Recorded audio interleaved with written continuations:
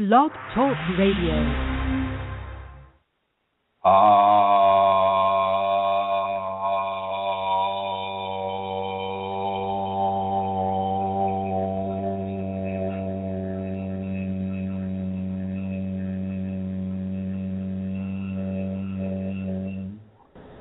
Hello everyone, this is Chrism, and I'd like to welcome you to this conversation about your Kundalini awakening experience. My name is Chrism, and we're just going to launch into it like we normally do. I'd like to welcome everybody in the chat room. Hello everyone there, and all the call-ins. Hello everybody, and welcome to everybody who is listening in the archives. How do you know that you have the ability to have and hold Kundalini in a responsible way? How do you know this? We have an echo. Okay. Sound is not good.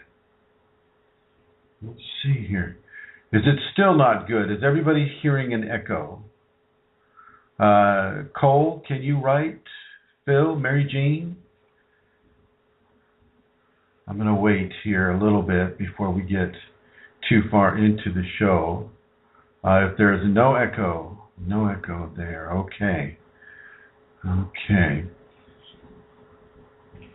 Yeah, very important that people can hear.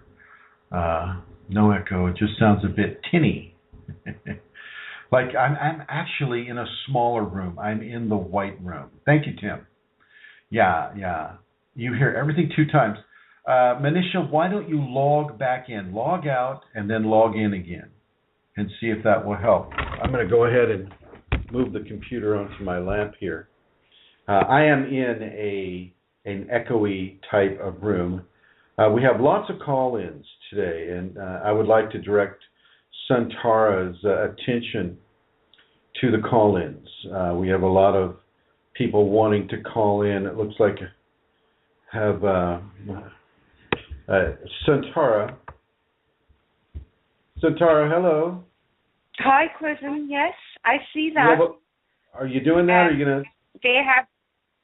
I'm watching them, and I'm attending to that. Thank you, ma'am. Thank you very much. You're welcome. Okay. All righty then. How do you know that you can have and you can hold the Kundalini? What knowledge of it do you have that gives you that information? It's interesting because people seem to have the understanding that Kundalini is just something that you can have, and once you have it, everything's good. Everything's fine. Nothing is really, nothing's going to bother you or nothing's going to get in your way, and you can just have this. You can have the power of 1,000 supernovas in your body at the same time, and nothing's going to really get in the way for you, right? You're not going to receive any challenges. It's just going to be kind of like nice and easy going. Well, this has not been my experience, not with myself and not with helping other people into and through the Kundalini at all. It's far more complicated than just having it and then being a happy camper. Okay, it takes levels of extreme surrender, extreme tolerance, extreme honesty, extreme truth, extreme love. Everything at the beginning of the Kundalini is very, very, very extreme. You know, the symptoms can be very extreme. You know, if you just look at the Kriyas, you know, you're being stretched and you're being forced to place your body in specific positions. You're being refined in your emotional systems. You're being pushed with emotional Kriyas to even contemplate the idea of surrender, to even contemplate the idea of not being competitive or not being as you have been in society your whole life. So from a farming standpoint, it would be like you no longer have to get up at 4 in the morning and get the engines ready and check the oil. You don't have to do that anymore. Okay. It's changed for you.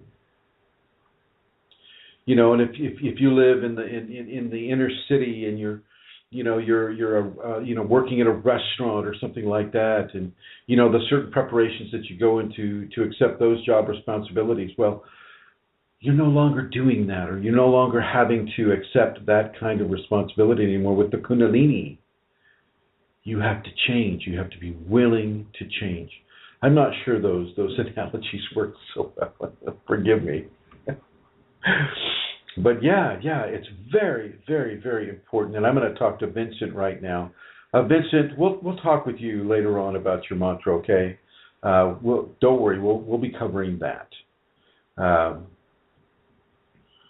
So yeah, how do you know you have the ability to be responsible inside of this 10,000 supernovas worth of energy inside your body without ever having been there before? How can you know? What level of hubris does it allow a person to think that they can just do that without any level of change, without any level of refinement? And what would make a person think that would be easy? How would that be easy? In a way, in a very strong way, in a very real way, we are talking about semi-divinity. What does that mean to a person? What does it mean to be semi-divine, the son of Zeus or the daughter of Hera, to use the Greek examples? What does it mean to be semi-divine? And how would that come upon you if you're not willing to change how you've been in order to accept how you are becoming? Do you see what I'm saying? You are the person you are right now. Beautiful, wonderful, happy, healthy individual. You have families, you have jobs, you have responsibilities, you're living your life well, you're on the Kundalini path, but you're living your life within a certain set of rules and responsibilities that the Kundalini may just want to change, radically change. How do you handle that?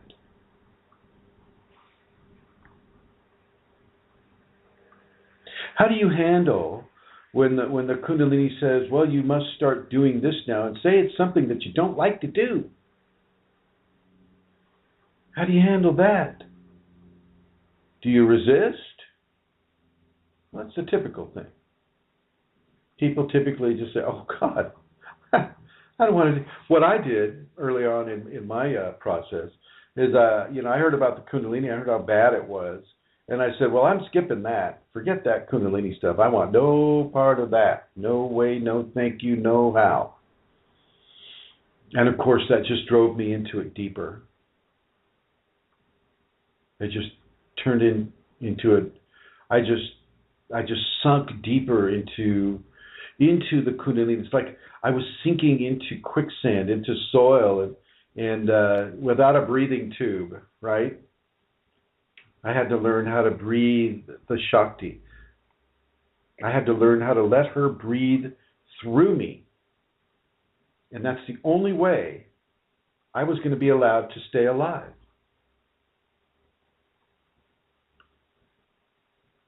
So, can you do that? Can you give up something as essential as breathing to the Kundalini without resistance? Which is, of course, the best way to go. But you know what I was doing. I was struggling. I was trying to swim out of that quicksand. I was doing that. I was doing my best breaststroke, and it just wasn't getting me anywhere. I was sinking deeper and deeper and deeper. Nobody's over there with a bamboo pole helping to pull me out. You're alone in the wilderness, and you're sinking. And you just have to make the change. You have to make the transformation. But there can be levels of panic involved here. You know, as you gasp and gasp and gasp and try to keep your head above the quicksand, and inexorably you're sinking down millimeter by millimeter, and the more you thrash, the more you sink. You have time to contemplate what is happening to you, this death that is occurring for you. And let's make no mistake, folks. It feels like a death. It feels like you're, oh my God, my whole life is ending. And it is. It is ending. In very real ways. No longer are you that competitive person. No longer are you that person that you know, it's okay to cheat. It's okay to kill indiscriminately. It's okay to hunt because it's sporting. I'm not stepping on anybody's toes here. You know, it's very, very important for you to realize that in a way, when the Kundalini comes upon you and it begins to make these changes within you, you are being designed from inside out to become semi-divine. And semi-divinity lives in a very, very different world. A very different world where God is easily communicated with, where God as Shakti and Shiva, or Jesus and Mary, or Buddha and Kuan Yin. I mean, you name the sacred feminine and sacred masculine partnerships, and they apply. Okay, where these partnerships are coming in absolute expression through you, and you have no other opportunity but to accept this. You must accept it. And as you accept it, it accepts you. They accept you. And you change your life. You become a being of physical material and light material at the same time. Homo luminosis. A luminous physical being. And those luminous qualities extend into the emotional life, where you change how you have been relating with people, especially the people that really, really push your buttons. Families or teachers or you know, boyfriends, girlfriends, husbands, wives, grandparents, aunts, uncles, cousins. I mean, the people in your family that can really, really push your buttons so hard, you change how you respond to that stimulus. No longer are you the inner 7-year-old extroverted. No longer do you lash out in anger or vengeance or old grudges coming to the fore. No longer do you find blame and do you have to be right all the time. No longer do you force your ego upon people because that's what they're doing to you. Got to remember, we live in this world of ego, and ego is around us all the time. That's what makes it such a perfect place for the testing of divine humanity. What the unawakened egos do for our ego is to leverage us into that transformation, to leverage us through testing, through abuse, through harsh treatment, into the stronger vibrations and the stronger enlightenment of the semi-divine. This is all about semi-divine today, people. This is what I'm getting. This is all about what it is to be semi-divine and have the Kundalini. Extremely important to understand where you're going. What is your target? What does that goal entail? What do you have to do to get there? With the Kundalini, the first thing you need to do is really to surrender to its majesty. Surrender to its control of your consciousness and how you think about how you respond to given stimuli within society. Are you forgiving? Are you tolerant? Are you afraid? Do you have that fear of loss and want of gain mentality? Are you so competitive that you're having a hard time turning off that competition, and every friend that you have is a competitive friend, or you always have to joust whenever you're out and about having a good time? It's all about word play. That is an analogy for sword play, fencing with words. Who's the funniest? Who's the most provocative? And do you base your personality on this? Are you able to really, really verbally express yourself so well that any kind of a physical altercation, it turns into a verbal altercation, which you're really good at, and so you compete with people that way, even your friends? Is it that way? Are you willing to change that? Doesn't mean you become as dull as a slug, although sometimes that may occur, just so that you can experience the changed parameter in the broadened spectrum of your response to life given by the Kundalini. How are you willing to change your life from your everyday response to sitting at that stoplight behind a car who's texting on their cell phone as the light turns green? How are you handling that? How quick does your hand go to that horn? You think about that. How quick does your hand go to that horn? And when it goes to that horn, how long do you lean on it? So I want you to really, really look at how you are responding in society in the framework of a divine physical being, a baby divine being, somebody who's just been introduced to Kundalini. The Kundalini is coming into them, and they're having expanded levels of emotion, expanded levels of telepathy, expanded levels of physical movement of the energetic within them. How are they responding to the attacks, say from a discarnate source, like an entity? And even worse, if you can see entities sitting on the heads of those who are sleeping, influencing their thoughts, influencing their moods. And of course, if you can see them, well, they can see you too. How are you responding? Are you responding with disgust? Are you responding with, as a healer, are you saying, oh my God, I got to save that person? It's like, look what that entity's doing with it. Oh God, it's got a tentacle in every orifice. Oh my God. Can you back up a little bit? Can you pull yourself into a wider orbit around this world, and can you see the divine matrix that is occurring, and how people are being taught, and through what levels of divine intervention are being given every second of every day? And how do you fit into that within a Kundalini context? How are you fitting in to the divine matrix being a divine physical being?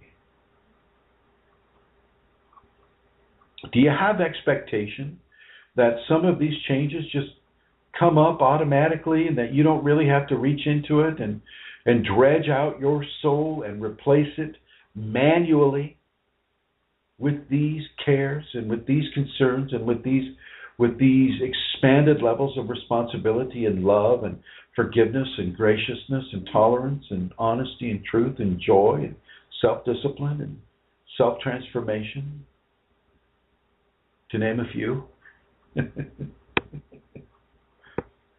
How are you handling this? Let's ask some people here.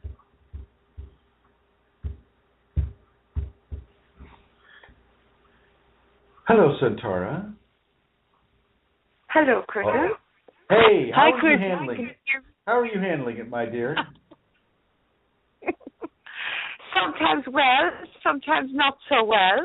I was smiling at, what you're saying, the analogy of the car. When something happens like that and somebody pulls out, how do I respond? And how long do I keep my hand on the horn? Yeah, I mean, Well, I mean, how I'm handling it, I mean, seriously, how I'm handling it is I'm using the safeties. I mean, those are my compass, my helm. I mean, I use them all the time. I've been using the safeties for I don't know how many years now, and they help me because my ego response, you know, I mean, it's interesting. It depends very much, you know, if it's some things will trigger my ego response much more than other things. So I can be quite and patient and considerate and loving and all of those things in some situations that might appear to be, let's say, challenging, but for me, it's easy. And in other situations, I find that my response is automatically to respond in a way that's not that way, like that might be hurtful, or I want to get in my own opinion or make myself heard in a situation. And what I have discovered is that the safeties, when I use them first, that is what helps me not to respond from an ego position. So yeah, I mean, sometimes it's good and sometimes it's not so good, but when I use the safeties,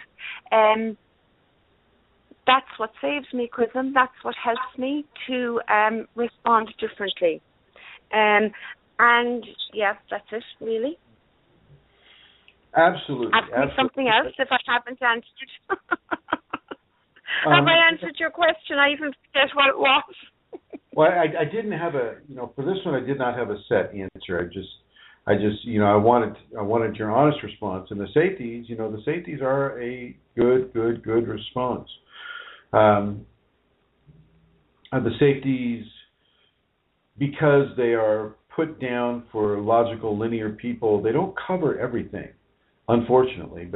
And I guess maybe that's a good thing too, because there needs to be undiscovered country for people to figure out on their own. And there's plenty of undiscovered country within the Kundalini and how it interacts with us within our lifetimes, and how we're able to find levels of surrender and tolerance and to look at justice in a different way, and trust in a different way, and faith in a different way, and so yeah, I think your use of the safeties is very, very good, very, very good, and a good answer. And I'm gonna move on to another person here. Oh, moving you back. What? Go ahead. Oh no, I was going to say that also, though. Things have changed for me with regard to when I see things happening. You know, you were speaking earlier about I watch things happening now, and I'm able to understand, you know, what is happening for another person, and step back from that and just, you know, radiate love in a situation that before I would have been in there, let's use the word rescuing somebody. My intention would have been good, but I can see, you know, those are areas that there's been a lot of change for me. Excellent. I'm going to put you in the blue here. Here we are. And I'm going to say hello to Eileen Laurel. How are you, Eileen Laurel? Oh, I'm fine. Tell me, Eileen, how are you handling this? How are you handling these changes?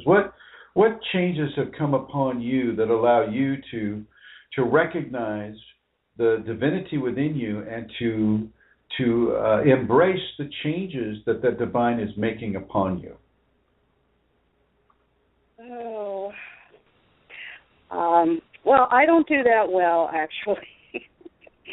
I'm very cognizant lately of the interactions with people, and finding that, like so many people, I really feel a need to be by myself, and being okay with that, and knowing that that's just part of the process. And when I do interact with people, I have to consciously watch what I say and try to be nice Sometimes it's really difficult in the situations that I get into. But to me, that's all part of the process, learning how to be this different person with other people. And how are you different? What changes in you that you've noticed? I think one of the big changes is the detachment from things. I never was really into a lot of stuff, wanting a lot of things, material things, but yet it was nice having things, but it just doesn't seem important anymore. I was talking to my sister about downsizing it again. I've done it so many times, and right away she goes into, well, you'll have to get a storage unit to put your things in, and I'm going, no, I don't feel a need to have these things. I have things now because that's my situation at this moment. But it's not that I need these things or have any attachment to them. That to me is a big change. It's almost like I'm walking around free. Nice. You know, that's an excellent example. I mean, to really downsize and to be able to just hold that space, that extra space that you're given because of the lack of attachment. It's an excellent example, Eileen. Thank you. I'm going to put you in the blue here. And coming over to this caller. Hello, 9249.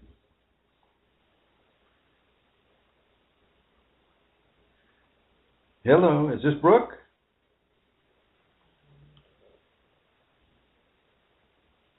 Well, let's just move that right into the blue. And this is a person that we don't get to hear from so much, so I'm really, really happy that she's on the line. Hi, Joey. Hi. How are you? I am fine.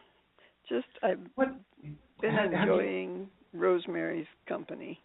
Oh, well, what's not to enjoy? Yes. Yes.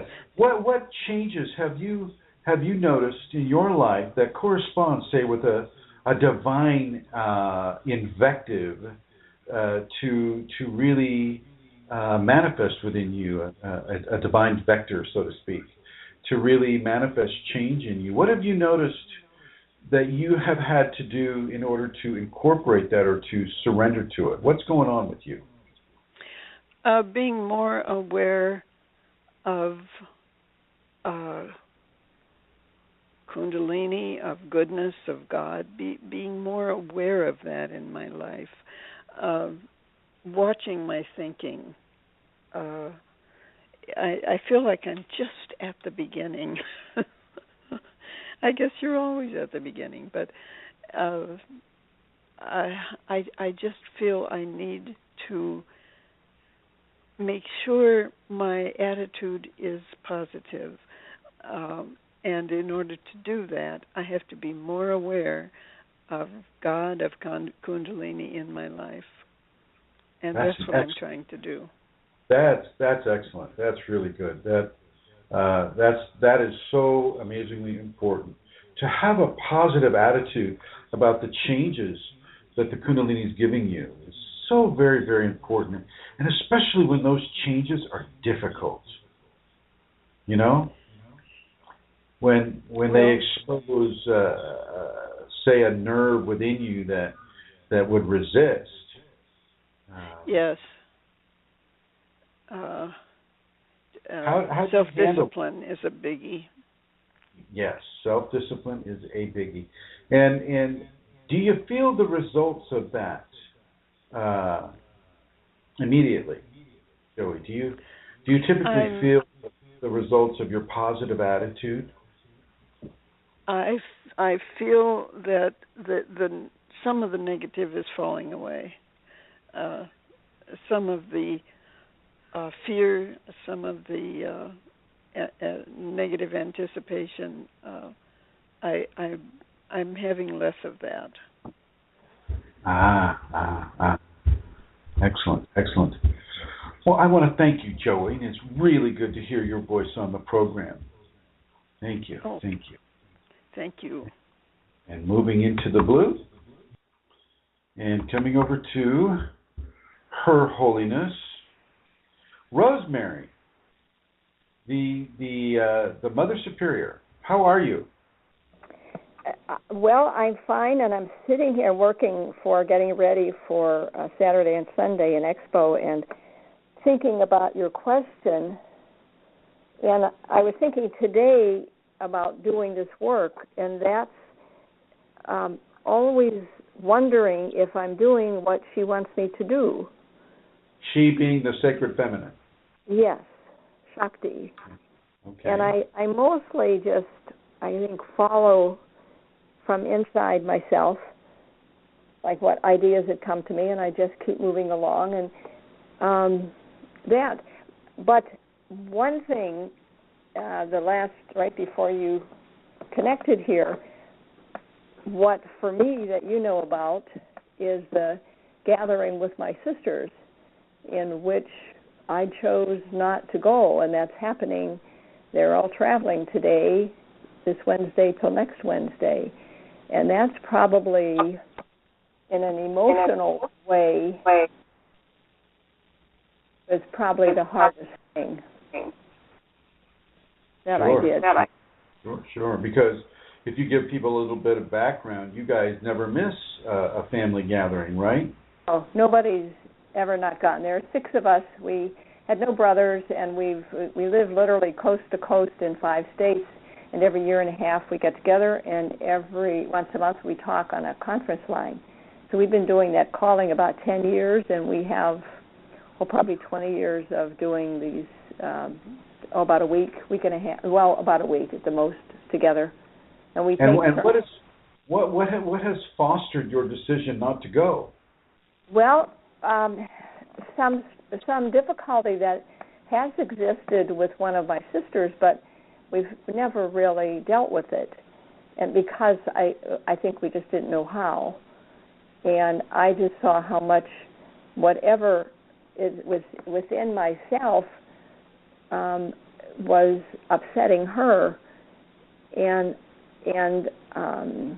well, I'll tell you, and it was hard, and even what was upsetting her about you? What was the what? What was upsetting her about you? Things from a long time ago that just she's kept hold of. But and I was working, really, and because you were working with me on it, and it didn't make any changes, and I just saw that it was very deep in there, and wasn't it really about the Kunalini, though, recently?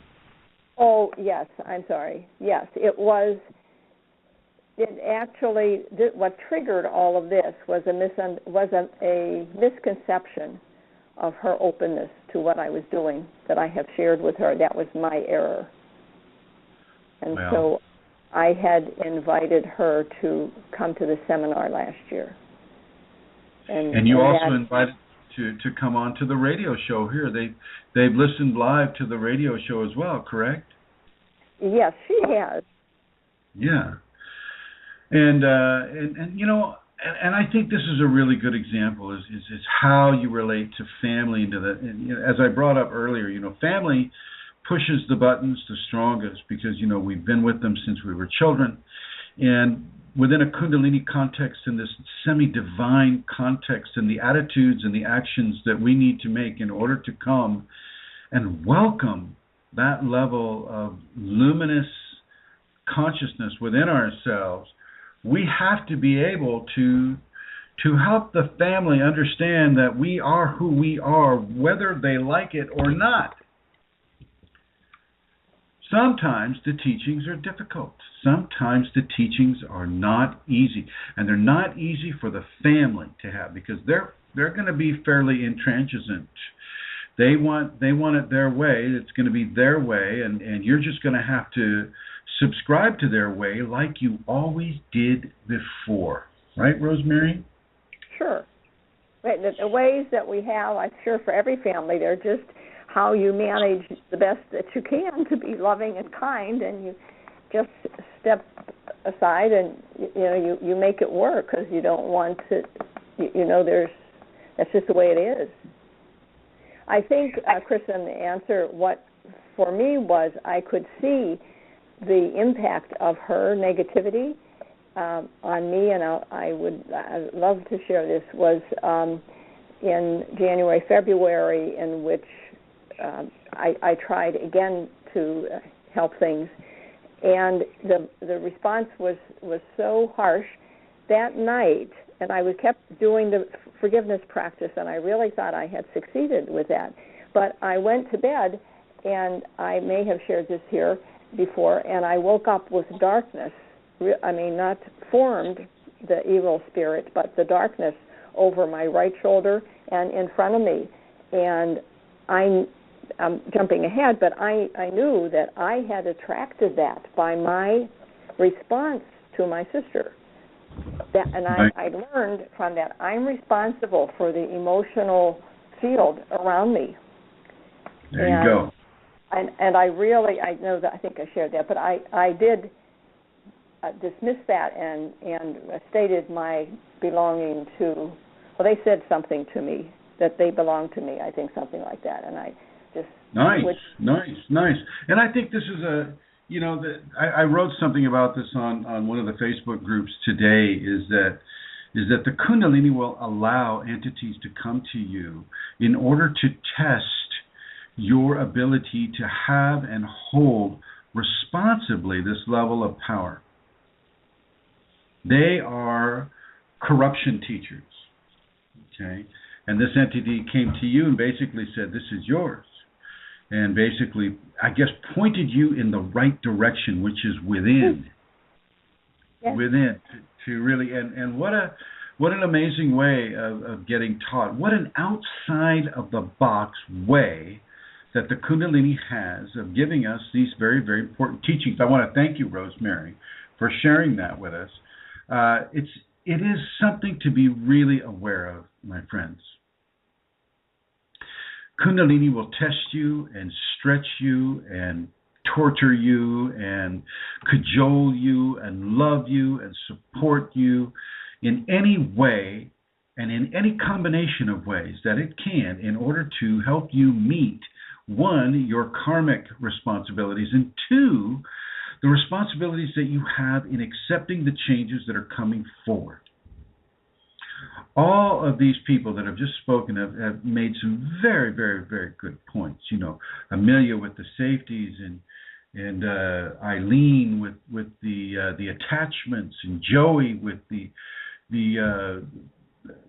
appreciation of God and the appreciation of what she is doing in order to help her find greater strength and reliability within the luminous process. And then, of course, Rosemary, in receiving teachings and being pointed into her internal resources by an entity that the Kundalini within her allowed to come into her orbit, and her very, very, very accurate assessment of being responsible for the energetic and emotional energetic field around you. All of these examples are excellent examples of how we respond to the luminous content of the transformation that is taking place within us.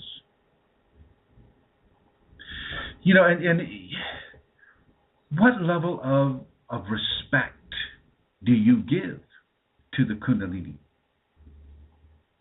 When it makes you do something that you don't want to do you cuss at it? Do you resist it? Do you try to talk it out of doing what it's doing, like, say, a Kriya, or having you self-correct an attitude or a behavior that you're not used self-correcting away from? How is it that you respond to the Kundalini itself? How is it that you respond to the teacher that the Kundalini gives to you? whether it's myself or anybody else who's doing this work. And I don't know, unfortunately, I don't know too many people that are doing this type of work. But how do you resist the Kundalini or try to bargain with the Kundalini? How is that done? And why is it done? And do you need to do it more than once? Okay. Some of you have a teacher. Some of you have a teacher that will push you exceptionally hard, really hard. And that teacher will push you into levels of self-refinement and change and transformation that will seem like you're being asked to ingest a mountain, a Sierra Madre of information and transformation and change all at the same time. And you better be good with it. Okay. She will test you in these ways. And don't think that you can't make a mistake. Of course, people make mistakes. This is, in many ways, it's the mistakes that teach us the best. What level of respect do you give into the Kundalini, even as she is forcing you to do things that you don't want to do? I'm reminded of a 2-year-old here. Most 2-year-olds, they don't really care about wearing clothes. They'll just run around naked. That's perfectly fine with them. And so, and sometimes they don't want to be dressed, and they've learned how to say no at that time. And they don't want to wear the diaper. They don't want to be dressed at all. They just as soon run and poop and pee and whatever. And they will scream and they will cry and they will, really give you a hard time as you're trying to put that diaper on them. Or, 3-year-olds are good at this too. And so it's very, very understandable to see what they are doing and to relate what you are doing to the Kundalini as she forces you to wear the luminous clothing. Because you're fine with cloth. You're good with cloth. You're good with leather. Maybe some of you are good with just your skin. You don't really necessarily want to have a diaper made out of light put upon you.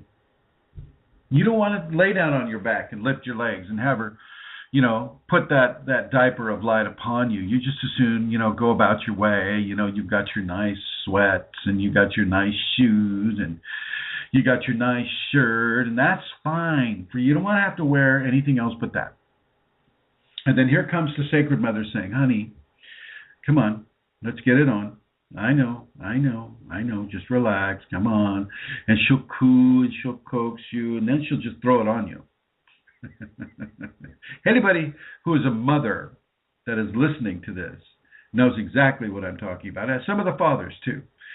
So this is what it's like for the Kundalini sometimes, as you wear that luminous diaper and you're running around like a 2-year-old or a 3-year-old, thinking that you know everything there is to know about what it is to be semi-divine, and you can hold this power, you can have this power, even though you don't know what it is, but you can do it because, well, that's the confidence of innocence that we have, that we all have. We have that as children, but we all have that as children of divinity, semi-divinity, as we move into that, to the grasp of the luminous divine, and that luminous frequency begins to change our cellular structure, and our transformation expands within those structures.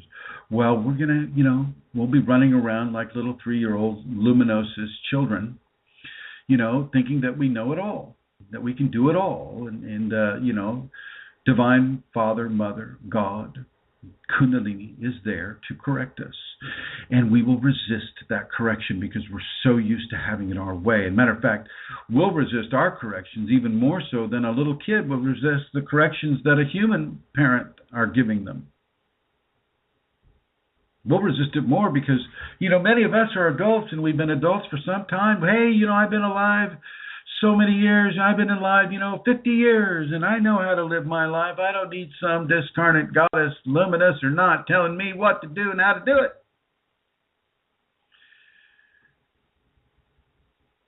Right? So where are you making active changes towards accepting the divine guidance in you for the semi-divine qualities that you're going to be having, because you're not going to die to become enlightened. You're going to be enlightened in a living body. You are all in the process of being enlightened in a living biological body right now. The change, the puberty has begun. Or you're not even listening to this show. You're not even reading anything that this Chrism character puts out, because you're just not even there yet. But you who are listening on the computers or in the chat room or calling in, you are listening, because it is happening to you, every single one of you. Now, if anybody would like to join the other call-ins right now and listen on the telephone, or to ask a question, feel free to call in. Here's call-in number 347. That's a New York area code, New York, United States. 347-934-0026. Feel free to call in, 347-934-0026. And Santara, Her Holiness, will answer your call. And she will let me know that I have a caller waiting, and I will get to you ASAP. So feel free to call in. Phil Karuba writes on the chat group, he says, maintaining my equanimity through mindfulness has proved to be very helpful, and I would agree. Not allowing yourself to go off in a hissy fit, but being mindful of what is happening and why it's happening and how that applies to you, and then moving into that surrender through mindfulness, through understanding. Very important for people to understand that this is the way to go with this. The light comes to you in many, many different ways. When I'm looking at a private student, for instance, I'll see certain diamond lights will shine out above their eyebrows or around their heads or floating around them, and it'll shine out for like a nanosecond, maybe a little longer than a nanosecond, on and off. And I'll see it, and it'll be of a certain frequency and a certain color. And I know that it's a communication to me that we're going on the right track. We're talking about the right things. They are being given the right instruction. All of the above. And so the luminosis aspect is a real thing. You'll really see it.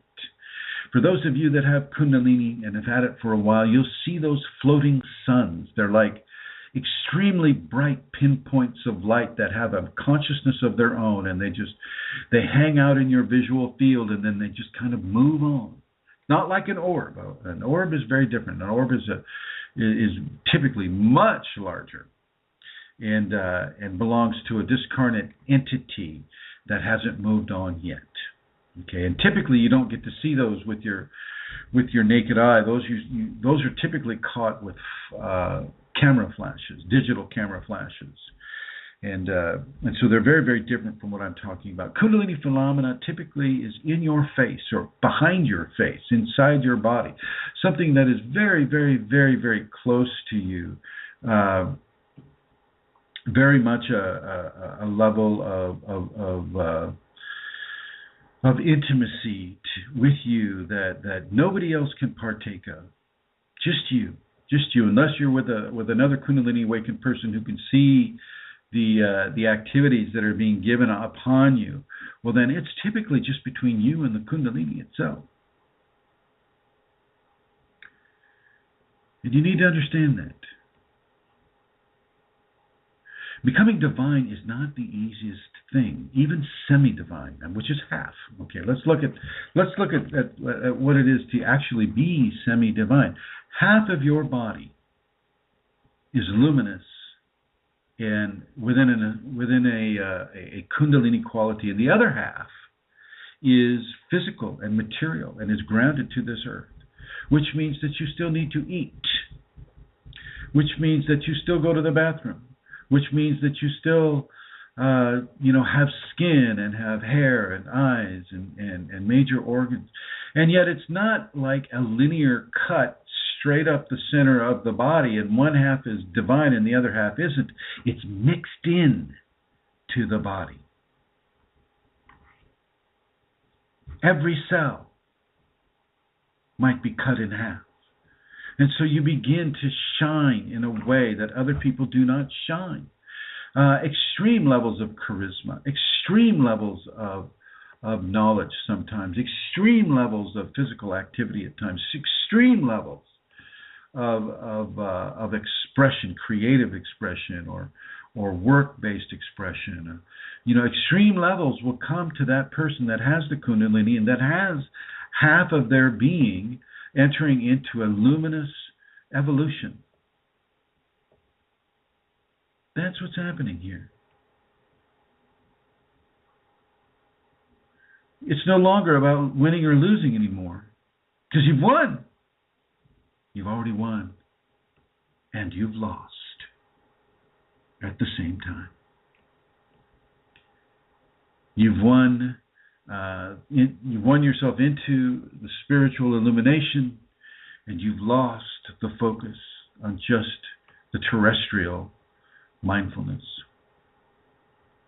You won and you've lost. And there's really no one to compete with. I get a lot of this sometimes, with people say, well, her Kundalini seems like it's so much stronger than my Kundalini, and my Kundalini just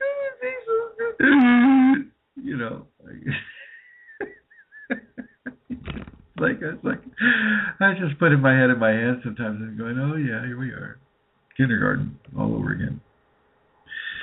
It's not about competition. There is no competition because everybody has different karma. If you had the same karma, then okay, I could see where a competitive aspect might be felt. But when there is no karmic resemblance, therefore there is no competitive resemblance except by the ego or the entities that attach to the ego and really drive the ego towards corruption. And this in and of itself can be a real blockage to the person really beginning to understand and to express in a luminous dialogue with the Kundalini. Allowing the ego to be infected by discarnate entities, having those qualities that they can get a handle on and then express through your body, your luminous body, their corruptions. This is very, very, you need to be very, very careful about that.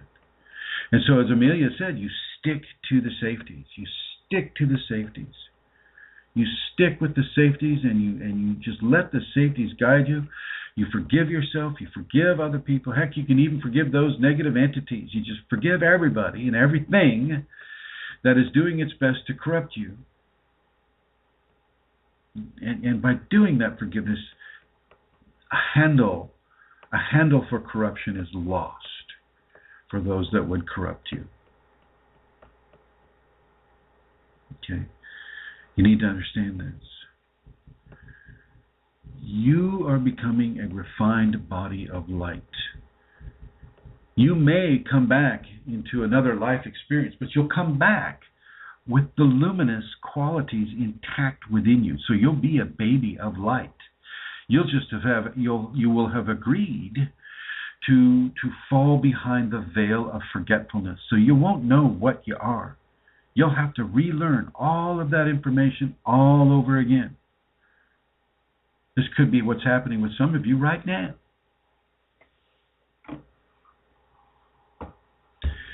And those of you that fall into that category have typically come back to help this world. To help this world evolve spiritually without egotistically diddling around with another person's energy. Like we have so many diddlers these days, People want to say, oh, well, let me see. I think I have to correct the spin of your chakra. It's just not spinning right. No, it's not spinning right. And it's spinning to the left, which can't be right because it's the left. And we all want it going to the right. So I'm going to have to stop your chakra and make it spin the way that my ego wants it to spin. Yay. Oh, I can't wait. We have a lot of people that want to diddle in other people's energy. Don't let anybody diddle in your energy. Certainly not those of you with the Kundalini already. Kundalini is the only person allowed to mess around with your energy. And she's very good at it. Seriously good at it. Very, very, very good at it. And that's who you let mess with that energy. Okay. There are many areas of control that we want to give up with regards to our energetic hygiene. But one thing we don't want to give up with our energetic hygiene are the practice of the safeties. We need to be really, really clear about what we allow to attach to us and what we don't. And I was working with a private student the other day, and I gave her this mantra for clearing your space. And so I'm going to use, I'll use a Manisha. And say, I am Manisha, and anything that is not of Manisha is gone now. There you go. Manisha has just cleared her space. And you say it as many times as you feel you need to say it. You can even turn it into a mantra. And if you still have problems, ask the Kundalini to help you with that. She probably will anyway. Okay? And this helps to create a bit of an energetic barrier, an intentional energetic barrier against corruption. Now, in the best case scenario, you can just handle the corruption yourself. This could be one case, where you're handling the corruption yourself. You handle the corruption by just agreeing not to be corrupted in any way, shape, or form. It doesn't ever happen to you anymore. And you look forward to the tests of corruption. Wow, that guy dropped his wallet and nobody saw it. Wow. Oh my God, I can see the stack of cash that he has in that wallet. Oh my gosh, all I need is $20 to buy some food with. That's got to be okay, right? So there's that little entity yelling in your ear, get it, take it, cash it in. But the Kundalini in you is saying, wow, what a perfect opportunity. And you rush over, you pick up that man's wallet, you hand it to him through his card, and he's so grateful because that was his rent money for he and his family that he was keeping in that wallet. It's very important to understand what it is you're doing within a Kundalini context. And don't think that any of those things that come to you like that are accidental, because they're not. They are tests given to you from the Kundalini to help the luminous qualities of grace more comfortably and more securely upon your energetic anatomy. This is part of the divine process, the semi-divine process, coming into you and working with you and changing you and molding you. And I want you to submit to those changes, submit to those moldings. Maybe the Kundalini is going to give you a person who's going to tell you a total lie to your face, a total lie. You know it's a lie, you're listening to the lie, and what are you doing when that person lies to your face? What is being tested there? Could it be forgiveness? Could it be honesty, tolerance? Could it be a lack of judgment? Could it be a discernment of fear in that other person that they're not willing to tell the truth for whatever reason? Could it be all of the above? And where are you going with your judgment when you receive that lie in your face? Are you so anxious to be so right and so, self-indulgent to prove that rightness of who you are? You just like smack them on the face with your truths. I know you're lying. Don't try to fool me. Is that the way to handle it? How are you handling that when that comes along? And how is the way you're handling it right now, and I'll leave that answer to yourself, how is it that you're handling that right now that serves the luminous evolution that's taking place within you right now? How is that serving you? Think about that. It's like Joey mentioned, It's paying attention to the behaviors that you have with the general public. That is really the testing area. But there's more than one field of testing. You know, there's the inner field of testing too. Have you forgiven yourself? So there's the forgiveness field of testing. Do you have gratitude for the divine and for all the opportunities of clarity that the divine has given you? And so there's the field of gratitude to work with too. Are you exercising? Are you keeping yourself in shape? Let me tell you my own personal experience with this part.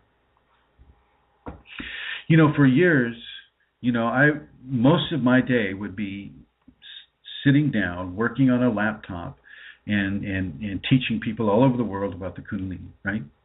Not getting a lot of exercise.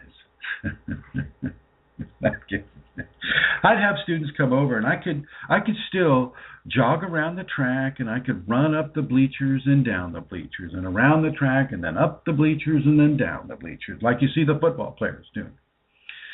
But as I continued to teach and not stretch the body and not relax the body, it became harder and harder and harder to do that until I just stopped doing it. Okay? And then the Kundalini comes along and says, whoa, Mr. Chrism, Mr. I practice what you preach. No.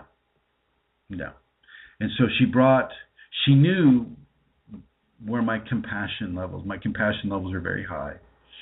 Some students may not see that so much, but I have extremely high compassion level. And she brought a rescue wolf, husky hybrid in, and this is Tika. This is our new addition to the family here at the ashram. And this dog needs to be walked every day. So now, all of a sudden, I'm walking 2.5 miles per day, times 7. Think about that. From 0 to 2.5 miles a day times 7. I think that's like 16 miles a week. Think about that. And I'm doing it. I'll be doing it as soon as this show is over. At 5:30, we will be out there walking around the lake. They have a lake here in the middle of Santa Rosa where everybody takes their dog. What are you doing to honor the physical health that the Kunalini wants you to have within your body? What are you doing to honor that? I know at Rosemary's all over the world. I mean, she is in Minnesota. She's up at International City or whatever it is up there by the Canadian border. Her and Joey. She's like a Mario Andretti, except it's longevity. She can like drive for like hours. I love that woman. Okay. People are all over the place. They're doing these things. What are you doing? What are you doing? Cole writes in the flash chat room, he says, if you continue to compete with others, Kundalini will slowly take away your strength, weapons, and armor, so you are made prey by others, so you can learn about what it is to be stepped on by competitiveness. Very good, Cole. Cole, yeah, that's excellent. That is, yes, exactly right. Let me read what he wrote again. If you continue to compete with others, Kundalini will slowly take away your strength, weapons, and armor, so you are made prey by others, so you can learn about what it is to be stepped on by competitiveness. Very nice, Cole. Cole Kundalini, everyone. Phil Karuba writes, I think the hardest thing is to forgive yourself. Well, I think that can be for some people. Okay. And Manisha writes, Shakti made me dance at a concert today as the only one. Wow. Yep. I hear what you're saying, Manisha. And you bless them with your dance as well. So these are the things that we really, really need to get down to work with. What are you doing to change your life? Are you getting out of the chair? Are you getting off the couch? Are you getting out of competition? Are you surrendering yourself to the Kundalini, to your teacher? Are you surrendering yourself into the luminous evolution? What are you doing? What are you doing? You've been given one of the most powerful levels of spiritual conscious power that a person can have while still retaining a body. Now move with it, groove with it, surrender to that luminous evolution, surrender to the consciousness of that luminous evolution, that divine consciousness of that luminous evolution. Move with that and let it move you, let it change you, and embrace those changes. In many ways, some of you will have no choice whatsoever. You will be trapped. You will be trapped by the Kundalini, unable to sleep, unable to eat what you want, unable to have sex, unable to change your geographical location. You'll be trapped into this star chamber. Star chamber is like a pressure cooker, a pressure room. You'll be trapped inside this star chamber with the walls slowly coming in at you, forcing you to act, forcing you to embrace, forcing you to surrender. Don't let it get to that point, my friends. Give yourself to the Shakti Kundalini.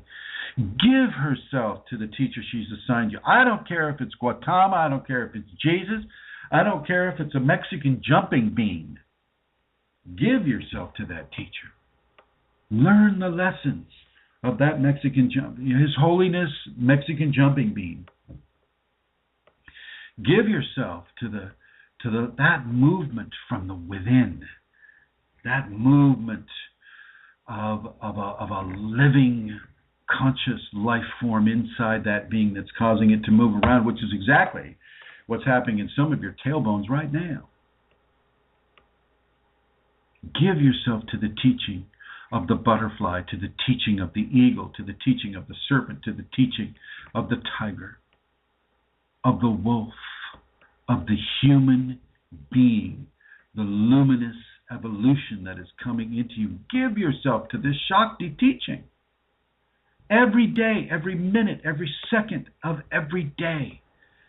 Keep it in the present. And if you got a plan for the future, plan how you're going to go even deeper into this Kundalini embrace. For those of you coming with me to Peru in February, begin to develop a relationship with the jungle within yourself, the jungle plants, the Liliana vines, get a picture of the ayahuasca vine and the chacruna leaf and the chacruna, Psychotria viridis. Get a picture of those and begin to develop a relationship with those forms of consciousness. Prepare yourself. Embrace this luminous evolution, my friends. Embrace it and embrace it strongly. Now, I'm going to come on over to the Celtic Queen of Questionable Comforts. Here she is. Hello. Hi, Chrism. Hey. What's shaking? Kidding. Don't answer that. Do you have any questions that I can answer at this point? I do. So let me see. The first one is the following. As of October the 10th, I've been dealing with my chronic inflammation condition for over a year. My question is, how do I begin the healing process? Take out wheat in your diet. Take out wheat. Take out all wheat. The only form of wheat that you can eat, it will be the ancient grain of spelt, not the modern version of spelt, because they've crossed that with wheat, but with the ancient version of spelt, S-P-E-L-T, because that doesn't have the inflammation characteristics that GMO wheat does, or even organic, strains of wheat that we eat so much of these days. So take wheat out of your diet. Number one. Number two, she said chronic inflammation. I mean, is this a Kundalini person or is this just a regular person, Amelia? this person who wrote to me privately and came from the groups, but I don't know well, but there is a Kundalini, it's from a Kundalini person, I would assume. Okay. Well, if they're a Kundalini person, then they need to stay well hydrated. Chronic inflammation can, in some ways, pertain to the Kundalini, as as the organs enlarge themselves, but inflammation is more, I'm getting more of a red pain quality, almost like two jagged edges of a broken bone rubbing together, that crepitus type of quality with regards to inflammation, a lack of synovial fluid in a joint and in the ball joint, like in a hip or a knee or an elbow or a shoulder, that I'm getting with this person. And so I would also say that they need to increase their level of gelatin intake, and to take their 369s or the fish oils that they sell for that, as well as taking a level of vitamin C and vitamin C complex, because that has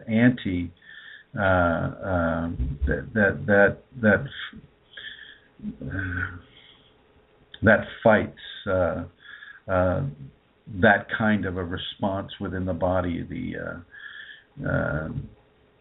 pain of that. What's the word I'm looking for? I'm starting to slip into a stream here.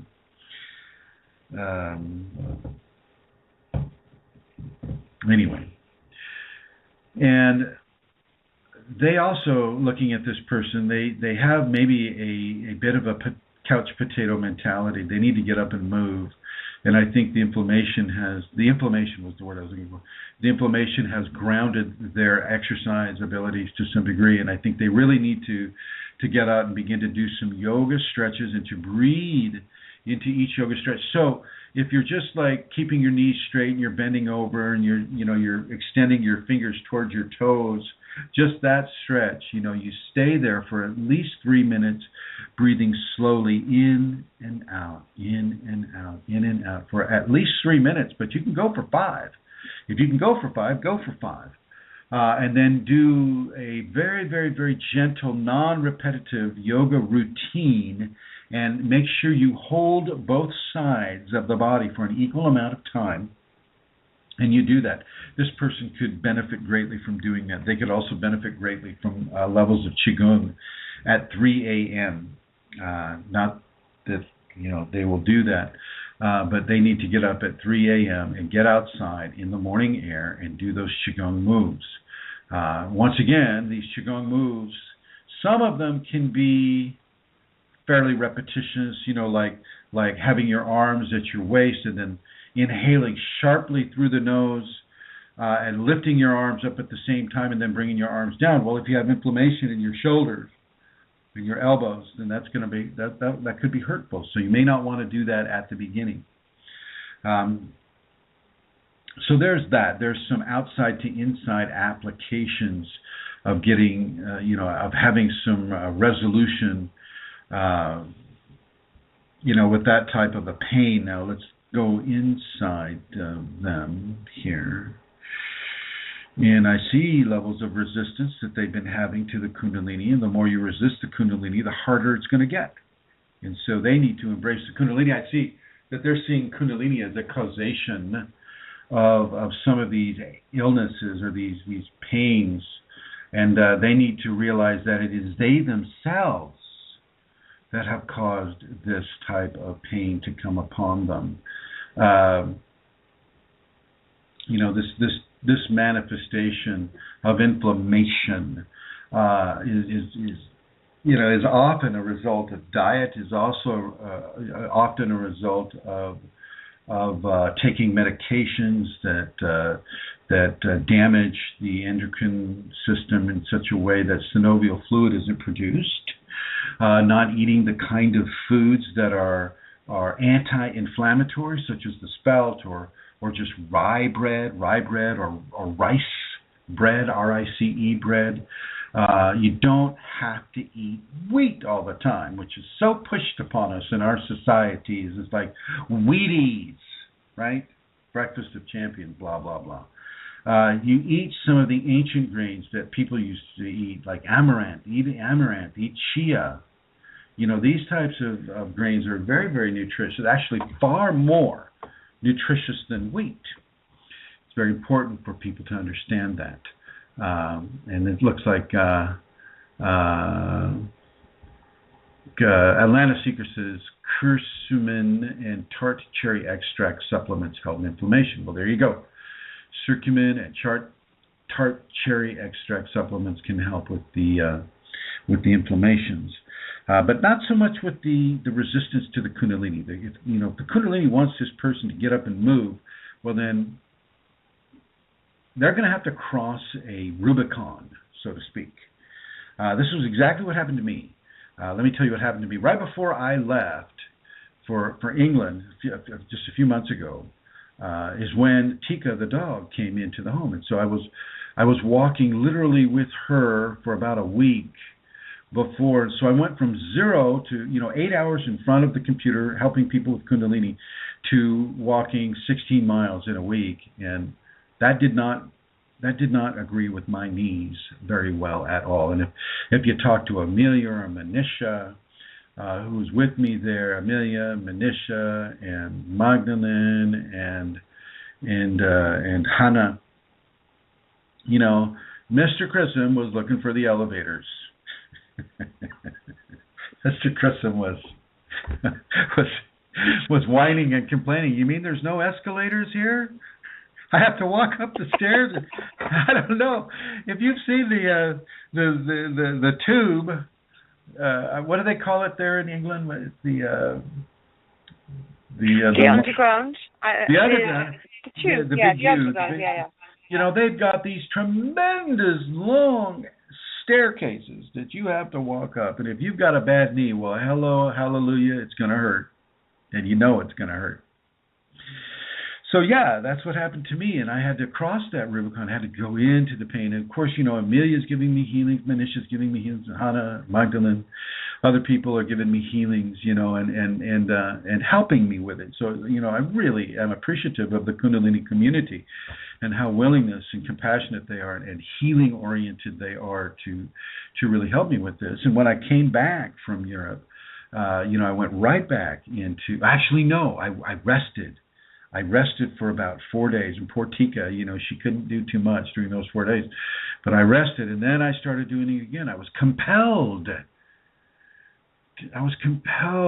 to do this walking, and I was very, very cautious about it because, I didn't want to have a knee go out or anything like that because, I can't really get help. And I know that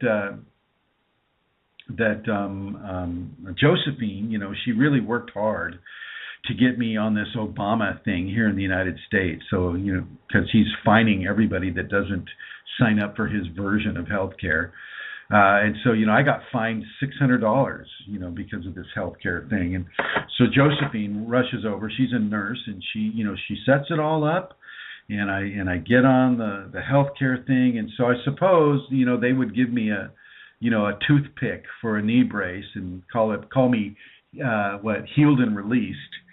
But, typically, I wouldn't be able to afford to have any kind of a medical application. And so my only option was to get out of the chair and walk with Tika and strengthen those muscles. And, of course, now I'll be cycling again to strengthen those side muscles and to really get things moving again. And so it's a real lesson. My lesson becomes your lesson.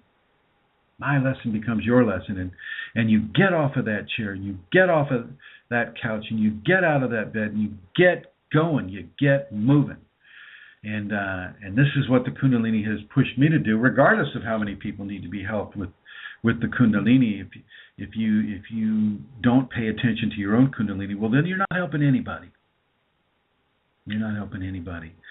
And so with this person, they also have that Rubicon that they need to cross as well. And I see and feel that they could also be helped by the thymus thump right now. THYMUS thump, and that's THUMP. P as in Paul.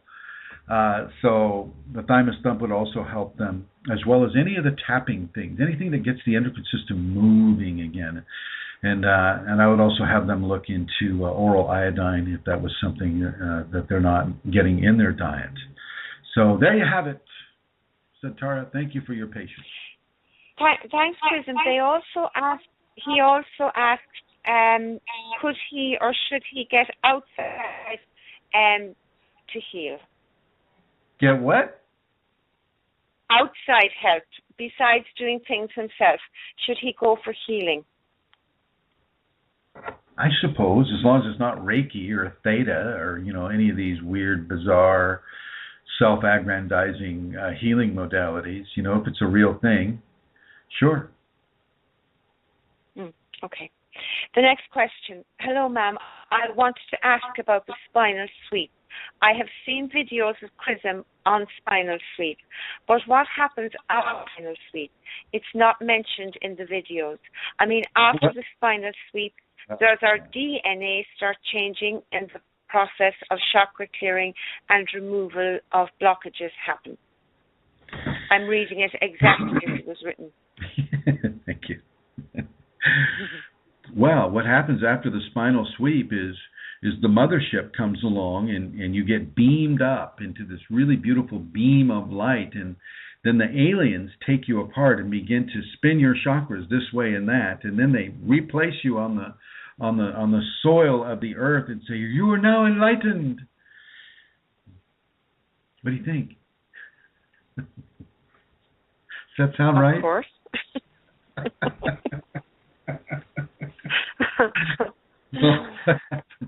My experience with the spinal sweep and some others' experiences as well, it's almost like the spinal sweep never stops.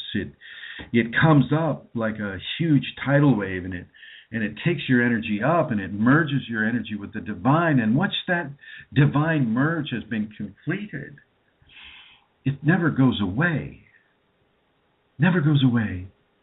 And so you always have that divine signature upon you ever after. Even when all the effects of the spinal sweep may have receded, that divine signature is always there. And that is the signature that follows with you into consecutive lifetimes, should you choose to come back and should you be able to choose to come back. As far as chakra healing goes, the Kundalini knows how to work with the chakras. And the chakras know how to work with the Kundalini. That is in the DNA. That is in the DNA. People, the conscious ego-based individual does not have a clue about chakras or the spin or the quality of colors or the quality of action or inaction that the Kundalini has. I mean, in comparison to the Kundalini, there is no comparison. You leave your chakras alone and you let the Kunalini work on your chakras. She knows exactly what she needs to do, and she doesn't need help from your ego. So there's that. And as far as you may get an increased level of Kriya activity, I know I did. But a lot of people get Kriya activity before the spinal sweep too, as a form of preparation for the spinal sweep. You may have an increased contact with entities because you've surpassed the veil. You've gone beyond the veil, and you've joined with divinity. And divinity is behind the veil and beyond the veil at the same time.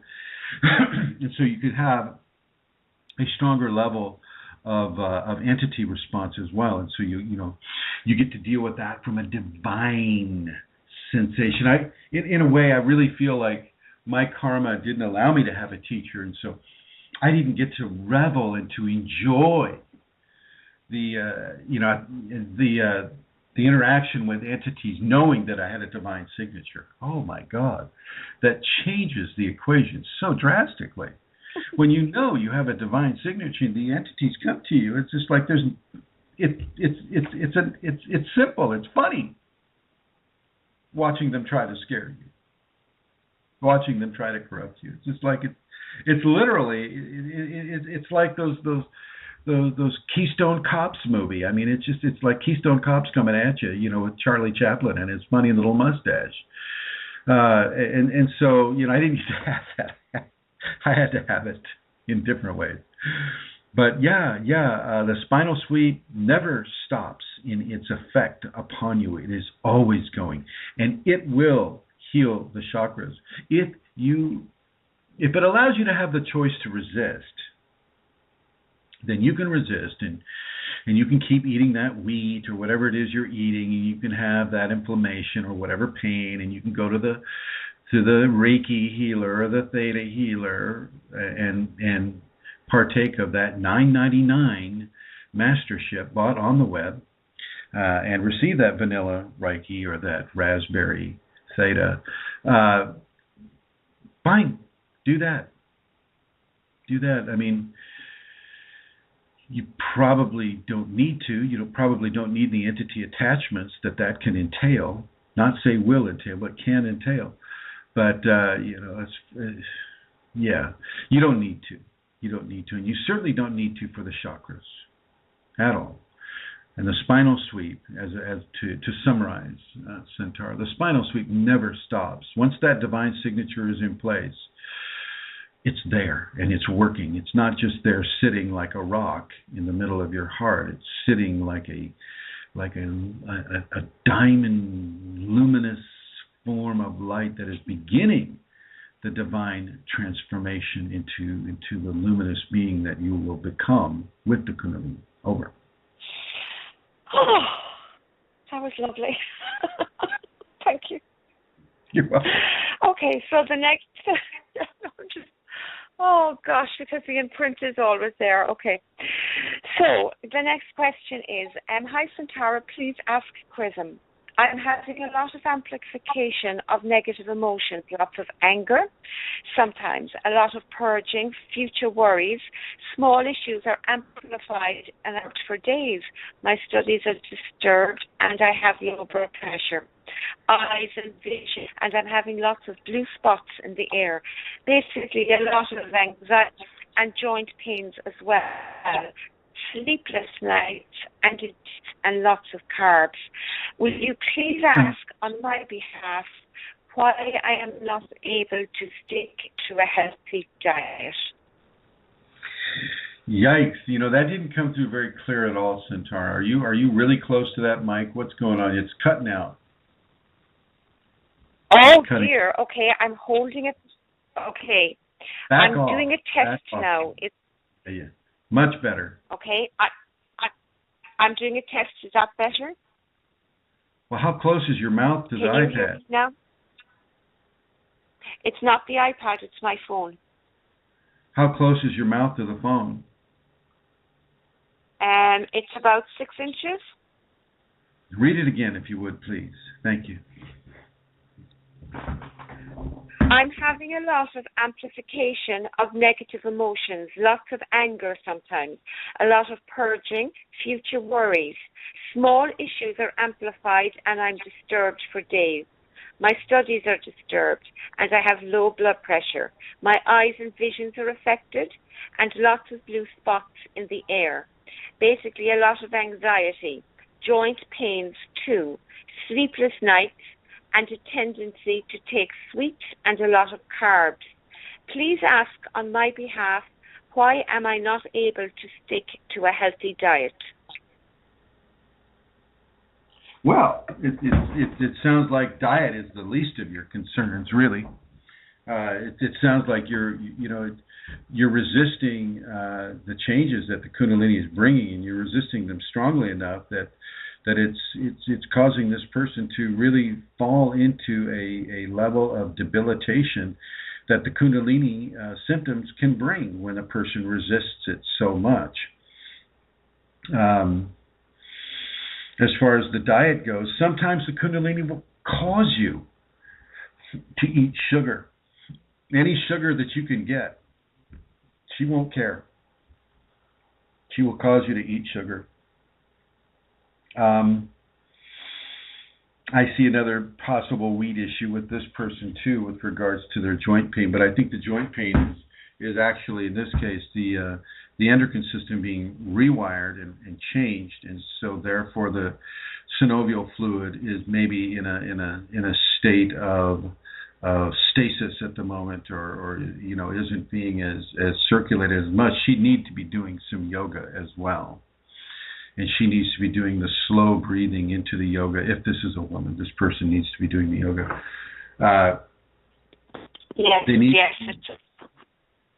They need to really be far more grateful with what is occurring. They're seeing everything as or at least everything that they've written is being kind of formulated as a complaint. And oh gosh, why aren't I as comfortable as I'd like to be?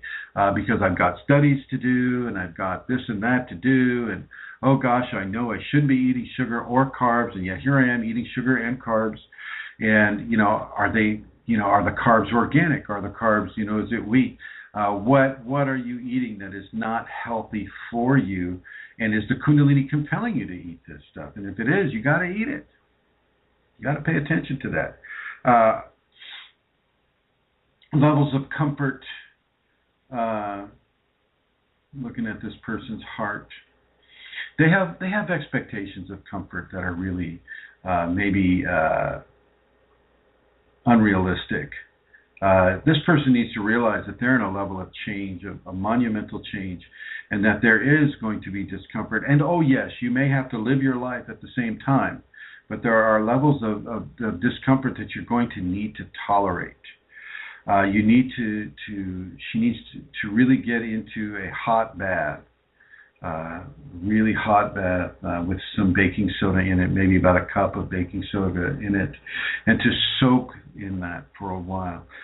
She needs to really not focus so much on the negative. There's got to be some positivity that's occurring somewhere in that life. And she needs to really begin to focus on the positivity and to be gracious and to be thankful for the Kundalini in the way that it's coming and in the thing that it's directing her to do. The blue spots are a real good indication that Kundalini is there and it is working and it is changing and it is transforming. And so does she need to equally work and accept and change and allow the transformation to occur. Over. Thank you, Chrism. Next question. What happens to a person on spiritual path after divine merging and Kundalini awakening? Unity. Over. Thank you. There was much, and I'm scrolling back up to it, and this is the last one then of the private questions that were sent to my inbox. Terrified of snakes, and I read all about this on the group. All I read about on the group is snakes and the Kundalini, and how snakes come not just in the dream world, but in reality. This is really putting me off the Kundalini. It's not the snakes that are putting them off the Kundalini, it's their fear that is putting them off the Kundalini. So they don't want to allow fear to control whether or not they are willing and able to move into the Kundalini. If the fear of serpents is putting that person off the Kundalini, then they need to reassess why they're even exploring it. Okay. If the fear of spiders puts you off of the Kundalini, why are you even exploring the Kundalini? Because the spiders come too. If the fear of any specific life form, a wasp, or a cat, or a wolf, or a dog, or a praying mantis, if you've got a phobia against the praying mantis, then, and you know that the praying mantis comes to people with the Kundalini, well then hello. It is the fear, it is the phobia itself that is blocking it, not the animal. Not the animal that's doing anything. It's the person's fear that is blocking them. And, if they're going to allow their fear to block them, then, they need to look at their fear and why they're afraid and what they're willing to sacrifice in their path. Within the Kundalini, to allow the Kundalini to come regardless of their fear. You don't get to paint an outline. It's not like paint by the numbers. You got, okay, We'll paint the outline for how the Kundalini is going to respond to me because I don't like praying mantises, or I don't like snakes, or I don't like spiders, whatever it is. I don't like frogs. So okay, as long as you don't come to me as a frog, then I'll explore. No. Remember, this is the power of 1,000 novas, stars. I mean, this is a huge power, and this power doesn't get to be directed by the feeble ego mind of the individual saying, "I'm afraid it's me."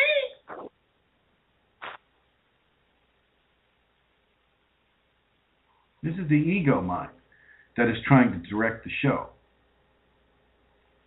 So until a person can really begin to make that adjustment of the ego mind from directing the show, they probably should back off of the Kundalini a little bit until they can get a hold of that. Over. So that's the end of those. This comes from the group now, Chrism. These questions are on the group. Is there something that protects me? Like, whoops, sorry, forgot. Can you hear me? What? Kidding. No. Is this okay? Yeah. What? No, it's fine. Okay. Okay. Is there something that protects me, like angels or spirits? That's the question. I know. I understand. Everybody comes into the world with levels of spiritual guidance for them. I'm not saying that protection is the main goal, but guidance would be more of a goal. And if they can guide you away from harm, then yes, you are protected. They won't typically guide you into harm. Within a Kundalini context, the Kundalini wants you not to be afraid. If you're not afraid, then there is no need of protection. This is why within the Kundalini, I advise people not to say, "Oh, well, Archangel Michael is always there doing my every little command because he's got a really big sword and he's in charge of all the other angels and he's the one I like and so he's there protecting me." And all this person is doing is advertising their fear, which of course attracts those things that enjoy scaring a person or frightening a person. And so you may as well put a big red flag over your head saying, "I'm deathly afraid of everything." And so here's Archangel Michael waving the red flag going, "Okay, here's a smorgasbord tonight." And on the other hand, it gives a person peace of mind. People who are not awakened, it gives them peace of mind. It's like, "Oh, I'm being protected by the main boss of all the angels, so I feel really good." And if that's what they need to feel protected, then so be it. But if you need to feel protected at all, you need to reassess what you're doing. Kundalini gives courage. It gives fearlessness. You put your trust and your faith in the Kundalini, and she won't necessarily keep all fear-mongering scenarios away from you, but she will give you the strength, and she will help you give yourself the strength to meet it head on and encourage fearlessness and courage rather than depending on Archangel Michael or Chief Red Feather or the Arcturians or any of the other names that we have for things that we would like to have protect us because we're just so spiritual. Over. Or even stones. People put a lot of, What was that? You're either too close or what did you say again? Even stones, I'm saying. People will choose stones to protect them, Oh, crystals, yes. Well, Yeah, crystals, yeah. Black tourmaline, will protect you from all the entities. And black tourmaline could really care less about your entity problem. Okay, it doesn't really care about what your levels of fear are. Black tourmaline has its own evolution that it's working with, and it doesn't really jive with the human conceived ideas that black tourmaline keeps entities away. It's silly, but it's what people need to do. And if people need to do that level of anthropomorphism for feeling safe, well then so be it. So be it. It's just a level that they'll move through, hopefully, eventually. Over. Okay, next question. Thank you. Next question. This is a long one from the group, Chrism, just to give listeners a feeling for it. I wanted to share that I have been seeing blue, violet, silver rays lately in my dreams. Last night I saw a huge white full moon and a beautiful blue aura in my dream. And she goes on to talk about the various ways that blue's coming to her. And she went into meditation, and after the meditation continued with the chores. And she's wondering, is there any particular significance to this blue that she is seeing and the moon's energy in the dream? It's the merging of the sacred male and the sacred female. The moon or the lunar influence being feminine, and the blue being of a masculine quality of Kundalini luminescence. That's what she's seeing. Over? Over. Yes, ma'am. Yes, okay. Yes. Okay. Okay. The next question is, this is another long one. It's a daughter, she's 5, and the daughter is gifted in a spiritual way. And she told the lady yesterday when she got home from school that she had a new invisible friend that she plays with. And there's some more details about that. And she asks a question about that. Would you speak about that, Chrism, please? Yeah, invisible friends are only invisible to the people who have grown up in a society that teaches them how not to see. And the children haven't necessarily been taught that yet. And so they can see spirit, and they can have an invisible friend. And so they're not so invisible to the kids. They're quite real. And typically they're friendly. Typically, oftentimes a person, has an invisible friend, and they talk and they play and they do this or that together, and then eventually the human child begins to be taught that everything is imaginary and therefore not real, and therefore they lose that ability to communicate behind the veil. And so, with this little girl, I believe the playmate was a young Indian girl with nice tan skin and very colorful clothing, and so I think that this is real. This is something that a person can watch and query about. If it's your child, you want to make sure that the child isn't being possessed. And you can even set some of the guidelines of their interaction together, as long as you begin to treat it with validation rather than with skepticism. If you treat it with validation, you can say, okay, well, she can only play with you at a certain amount of time, and then you got to do your homework, or you got to go to bed, or you got to clean your room, or you got to eat dinner, or whatever. She doesn't get to be with you all the time, and this initiates a level of control over the reality without invalidating the reality. And so this is how I would look at that. Over. That's very helpful. Thank you, Chrism. Next question. I have a question. I have never seriously practiced any kind of meditation or yoga. I have been spending the past 8 or 9 months in thorough research about different kinds of yoga and meditation, but never practiced. All I did was sit for meditation whenever I wanted. I suddenly see snakes in my dream and observe a lot of symptoms of Kundalini awakening, like sudden periods of bliss, sessions of weeping, eerie lights, involuntary forceful breathing, etc. I don't know if this is really Kundalini awakening. Does this awakening happen without any effort from us? Well, I would agree with another person who responded to that she's made quite a bit of effort there. If she's been studying it for how long?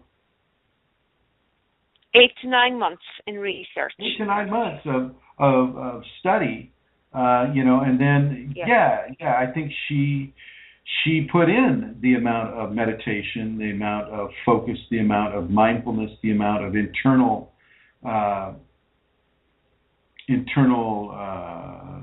digestion of information that has allowed her Kundalini to come up. So I won't agree with her in suggesting that she hasn't done anything. I think she's done quite a bit, and I think the Kundalini wanted her to get a level of information first, because as I have said before, information is power within the Kundalini equation, and so she's been allowed to get as much information as she could have and hold to begin to validate her understanding that she is indeed activated with the Kundalini, and she's having all the signs and symptoms of activated Kundalini, and congratulations to her. Over. Okay, well, that's it, Chrism. And maybe I could give out the... Whoops, I'm doing myself. Yes, okay, I'll give out the website. Okay, so for those of you who would like to make a donation to support the work that Chrism does, here is the website. It's www.ascension-kundalini.blogspot.com, and the donate button in that instance is on the right hand side. I have another one I can give you. It's www.chrism-kundalini.blogspot.com. That's easy to remember. chrism-kundalini.blogspot.com. That's it, Chrism. Thank you very much. No more questions. Thank you. And I'm going to come on over here to Miss Rosemary here. And Rosemary, hello. Yes. Hello. Do you have any announcements? Do you have announcements? Yes, I do. I said, don't hang up yet. Yes, we have. I looked at it. We have 3 weeks and 2 days before our seminar begins here in Minnesota. And my contact information is 651-452-3161, Rosemary G, at usinternet.com. And there is also, you'll be coming early to do some talks and to be at a very large holistic expo here in town that's very highly attended, and you will be speaking there also. And what I referred to earlier, I was getting things ready for this weekend in Mankato, which is about an hour and a half south of the cities. There is a University of Minnesota there, and there is an expo that I'll be participating there on the campus, getting ready for that, and also showing the film. And in this one, they have 90-minute sessions, and that's sufficient. The other regular ones, expos don't have that, so this would be great. Anyone in the area, come. And I think that's about it for now. But when is the seminar, Rosemary? I'm sorry, November 14th and 15th. So I think we have 2 more Wednesdays, and that'll be it. Okay, all right. Thank you, my dear. Thank you for those announcements.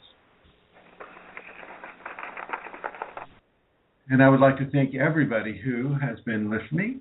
And I just want to say that,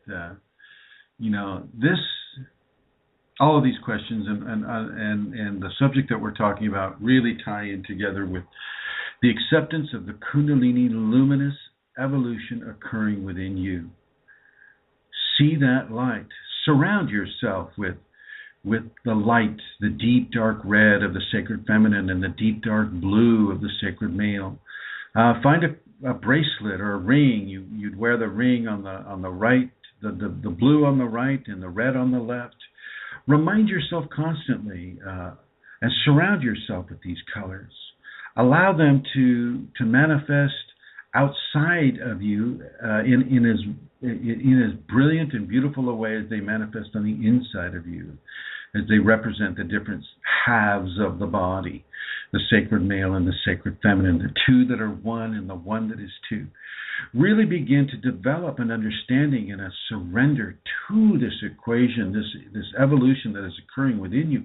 Do not get in your own way, no matter how hard the ego rebels against it, no matter how hard the ego and discarnate entities try to corrupt and to twist your equation through your emotional body and through the idea of expectations. Don't let it occur. Stand fast. Hold fast to your Kundalini. Give yourself to your Kundalini, or the teacher that she's given to you. Really, really begin to invest your life and your blood and your heartbeats into this equation.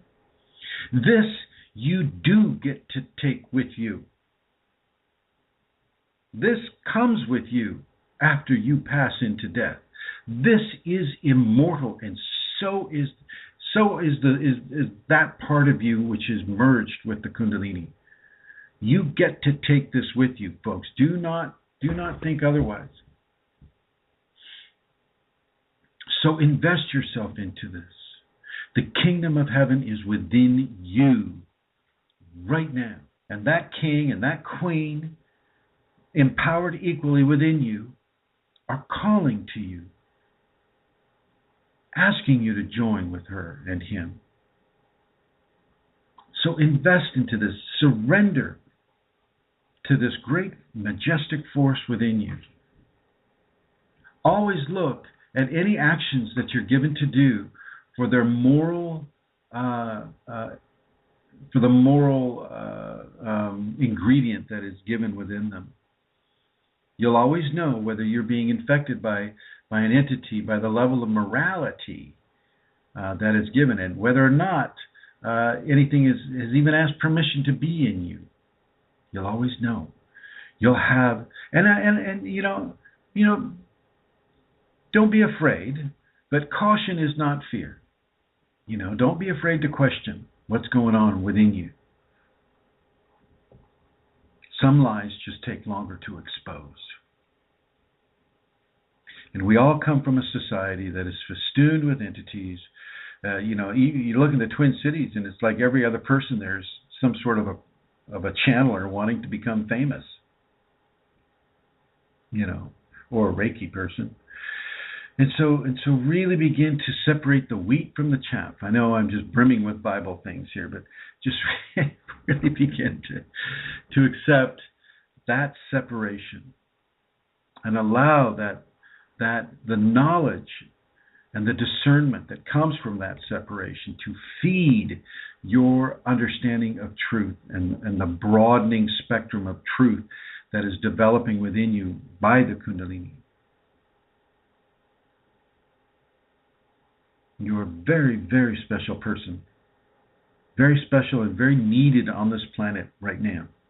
You are a point of divine grace upon this world. A point of divine light.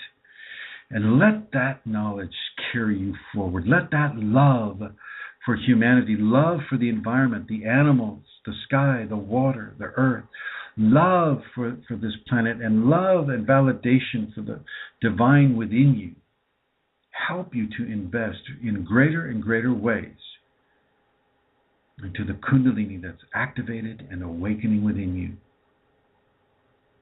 I want to thank you all for coming. And Vincent, you want the mantra over the air? No, I'm not going to give you the mantra over the air. Vincent91, you're going to have to email me at kfireforall, KFIREFORALL @yahoo.com. Email me there, private email, and I'll give you your mantra. Don't you worry. I'll do it tonight after Tika takes me for a walk. Okay? kfireforall, KFIREFORALL @yahoo.com. Or you can use Facebook. Yes, private message me at Facebook. Chris Mitchell. Thank you, everyone, for listening. Thank you, Santara, Eileen, Josephine, and Rosemary, and Joey.